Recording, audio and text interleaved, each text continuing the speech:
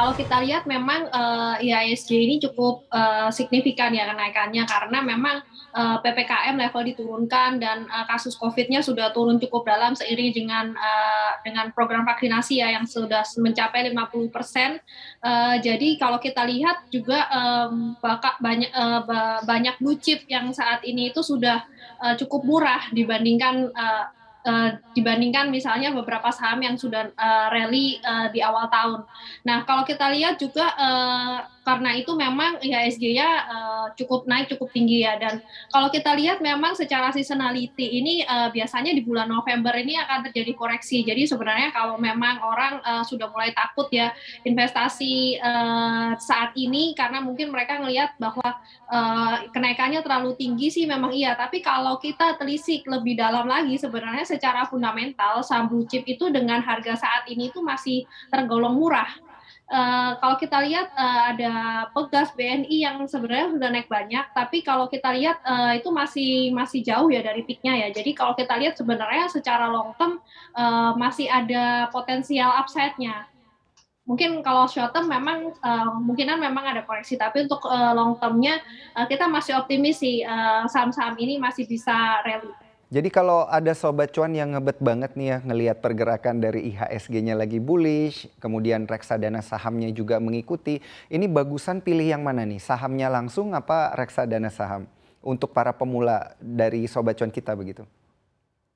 Nah, kalau untuk para pemula sih sebenarnya ya, apalagi kan ini PPKM level sudah diturunkan, WFO kemarin ada berita bahwa yang sektor non esensial sudah bisa 50%, supermarket sudah buka 70%. Jadi sebenarnya pergerakan dan untuk kita bisa memantau, terutama bagi investor pemula, itu tuh untuk kita bisa memantau saham kita itu waktu yang dibutuhkan itu banyak gangguan lah istilahnya kan kita mungkin sedang kerja ke kantor, lagi di jalan, macet dan sebagainya. Belum kalau ada disuruh bos, ada tugas. Nah, kalau kita sih untuk investor pemula lebih baik memilih reksadana saham dibandingkan dengan sahamnya langsung. Karena kan ada profesional yang memang tugasnya melihat saham itu selama jam trading ya. Yang kita tidak Mhm. bisa lakukan sebagai investor pemula karena kan kita juga banyak kegiatan yang lain juga. Baik. Kalau cara melihat produk reksadana saham yang sesuai seperti apa nih Mbak Michelle? Underlying sahamnya juga seperti apa nih yang layak dipilih oleh para sobat cuan kita? Ya, kalau kita lihat sekarang ini lebih baik sih equity fund yang banyak blue chip ya, karena kalau kita lihat kan secara valuasi blue chip ini masih banyak yang terkoreksi dan masih belum kembali ke level tertingginya. Maksudnya secara valuasi PE-nya pun belum banyak yang kembali ke average PE. Rata-rata Mhm. masih di bawah 1 atau 2 standar deviasi lah. Jadi kalau kita lihat yang bisa improve banyak ke depannya sih masih di reksadana equity yang basisnya LQ45 atau yang berbasis blue chip sih sebenarnya. Michelle, langsung aja kita jawab yang pertama. Ini pertanyaannya dalam 5 tahun terakhir sebetulnya beli reksadana cuan nggak sih katanya dan jenis mana yang paling prospek? Ya, oke, kalau kita lihat memang dalam 5 tahun terakhir juga ada beberapa kejadian ya yang mungkin di mata Mhm. investor dan banyak juga diliput media ya yang banyak yang gagal bayar dan seterusnya.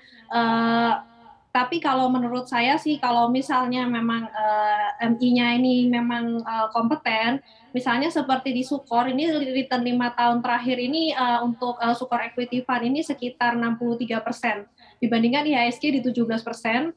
Nah, kalau untuk syariah equity fund ini kita di 84%, kalau ISG sekitar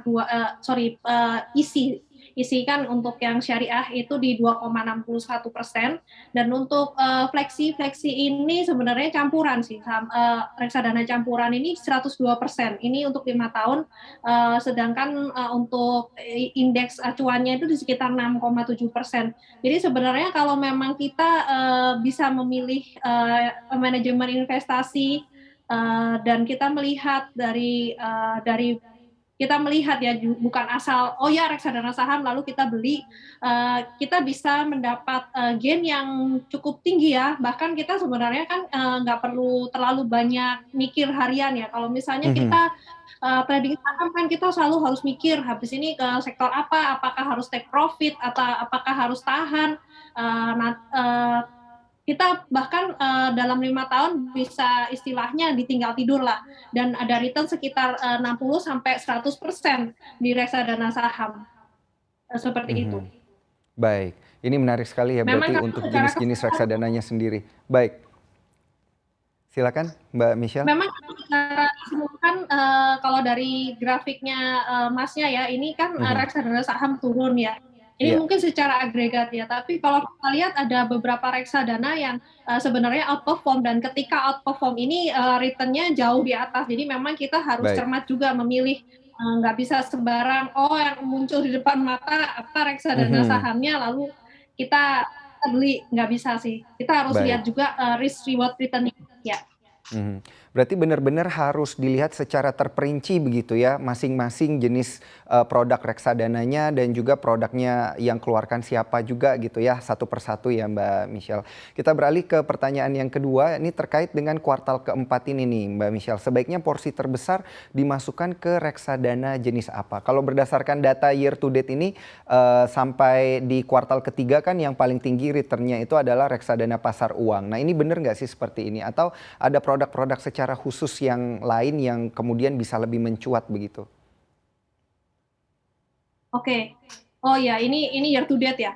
Oke, Mhm, kalau itu yang saya cerita tadi kan 5 tahun. Nah, kalau untuk year to date memang reksadana saham ini kebanyakan memang terlihat, return-nya kecil ya, karena memang selama, year to date ini baru indeksnya rally.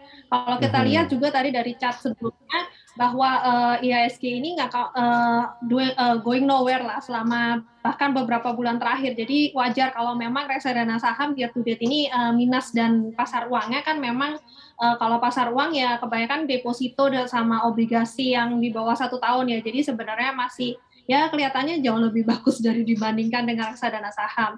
Cuman kalau kita mhm, lihat dari, rally yang saat ini, di mana blue chip-nya sudah kembali berbalik, sebenarnya sih kita bisa melihat potensial upside-nya ini jauh lebih besar daripada potensial downside dari saham. Jadi, untuk kita kalau misalnya kita invest sekarang di reksadana saham, ini nih, untuk dia turun ini, turun turun dalam itu tuh, lebih lebih kecil eee, dibandingkan dengan, mungkin kalau, ya dibandingkan dengan, return reksadana pasar uang misalnya.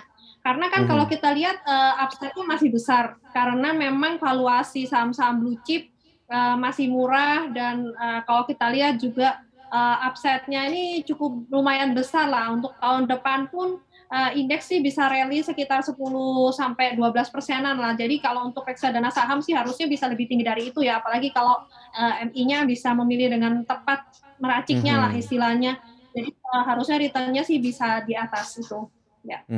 Baik. Kita beralih ke pertanyaan yang ketiga, Mbak Michelle. Jelang akhir tahun banyak juga emiten yang merilis obligasi katanya. Apa tepat nih masuk reksadana pendapatan tetap yang isinya obligasi? Itu berarti ada di sini ya, reksadana pendapatan tetap. Iya, kalau kita lihat juga untuk reksadana pendapatan tetap ini, sebenarnya cukup bagus ya karena memang, Mhm, dengan adanya banyak obligasi korporasi yang mulai di-issue, ini kita punya banyak pilihan lah ya untuk memilih yang kira-kira yield-nya bagus, yang kuponnya besar. Nah, kalau kita lihat ini juga masih, menarik ya kalau kita lihat, memang secara pendapatan tetap kan year to date-nya 1,22% ya. Tapi kalau kita lihat, mhm, untuk obligasi pemerintah yang ratingnya sekitar triple A itu kuponnya sekitar 4 sampai 5%. Nah, kalau kita bisa, banyak yang issue ke obligasi korporasi, nah ini ratingnya ini bisa di atas, obligasi government. Jadi kalau kita lihat, blended-nya ini kira-kira return-nya bisa sekitar 6 sampai 7% lah untuk, reksadana pendapatan tetap.